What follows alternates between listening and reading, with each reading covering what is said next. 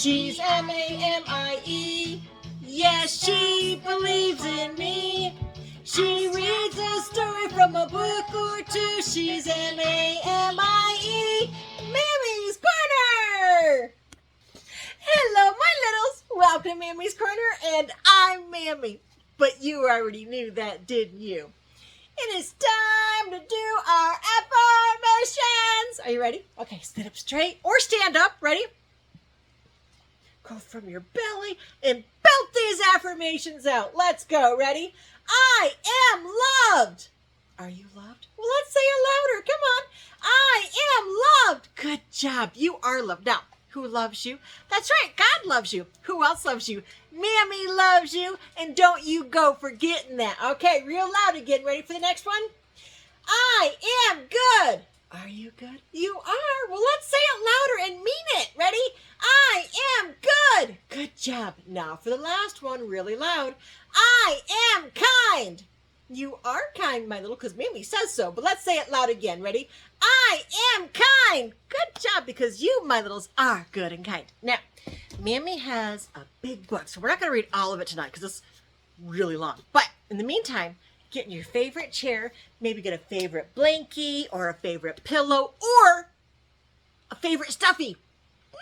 Or maybe your favorite person, like mommy, daddy, Mammy. And let's get ready to read a book that Mammy found. It is called The Evergreen Wood. Look at the animals.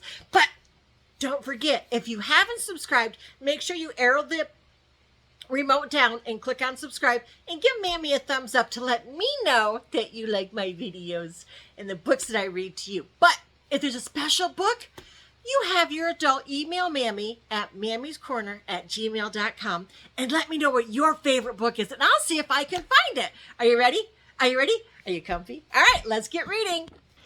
The Evergreen Wood by Alan and Linda Parry.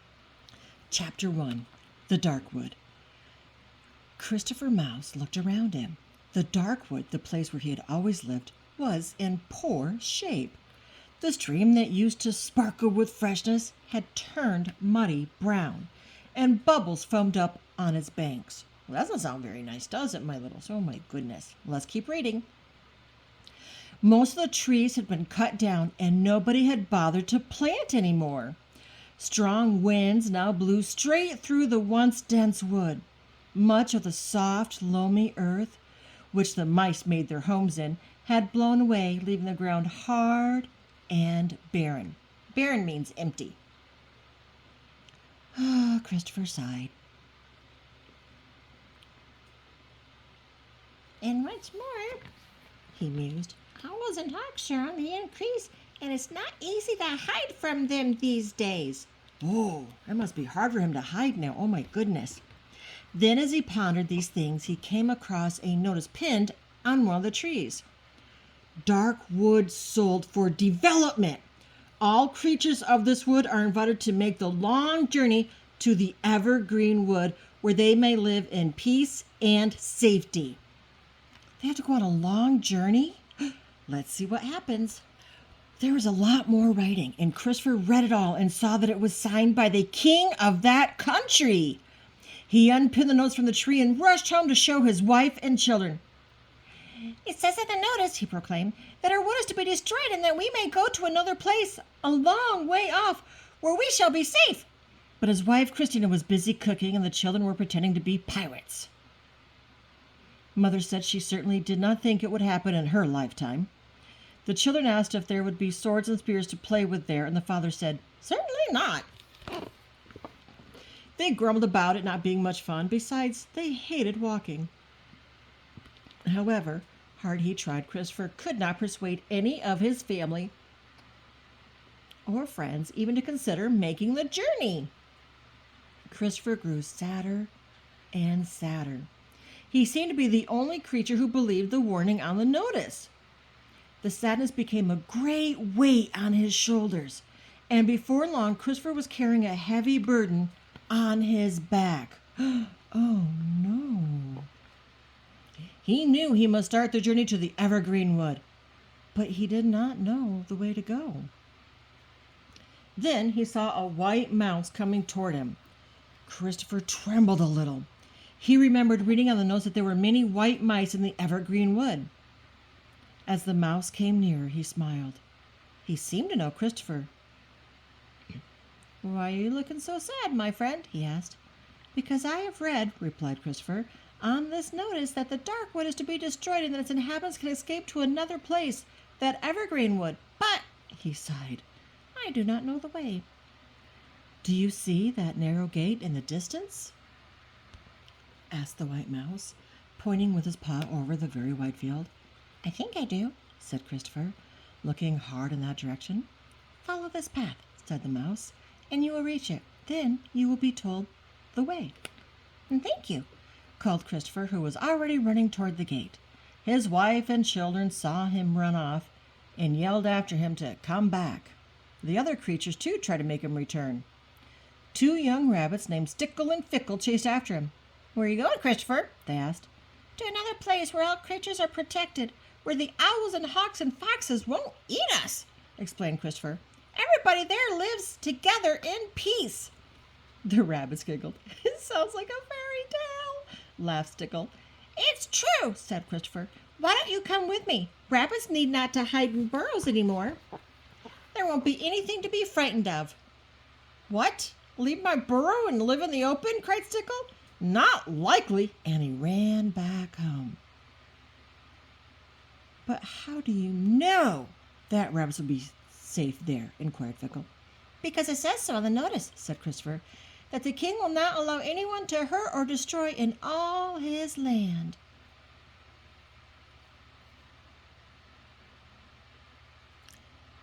"I think I should like it there," said Fickle.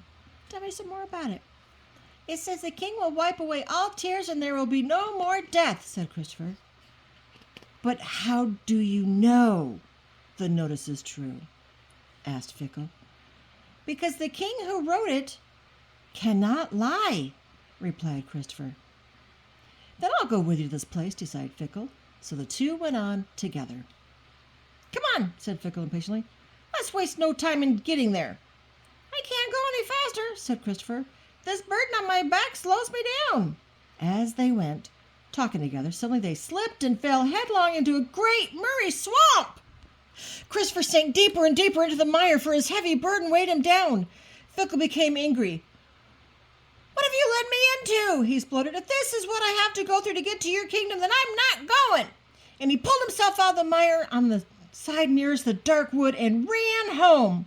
Christopher struggled across the swamp to the side nearest the narrow gate, but however hard he tried, he could not get out. Then, just as he thought it was all over, help arrived. On the bank appeared an old water rat. He grinned at Christopher and held out his paw. "Well now," he said after settling Christopher on firm ground again, "what are you doing in the mire?" "I'm going to the Evergreen Wood," explained Christopher. "The white mouse directed me this way when I suddenly fell in." "Why didn't you use the stepping stones?" chuckled the old water rat. And when Christopher looked, he could see the stones quite clearly. "Wow, look at that."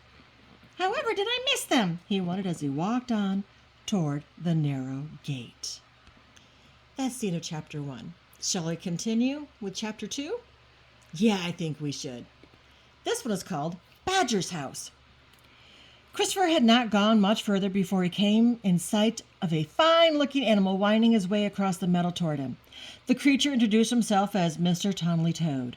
He seemed a jolly sort, full of chat. Presently he asked Christopher about the burden on his back. "When I learned that the dark wood was to be destroyed," sighed the mouse, it just grew, and no matter how hard I try, I cannot get it off." "Oh, I know how you can get rid of that," proclaimed Mr. Tonley Toad, puffing himself up a little. "How? Tell me!" cried Christopher in great excitement. "Just beyond this meadow lies a small grove," said Toad, waving his paw in that direction, "in the middle of which is an exceedingly tall pine tree." "Yes, go on," begged Christopher. "At the very top of the tall pine tree," continued the Toad, "lives Beak, the tawny owl." When Toad said owl, Christopher's mouth dropped wide open.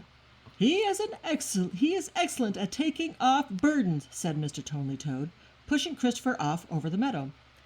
Christopher shuffled through the long, thick grass, feeling dreadfully uneasy.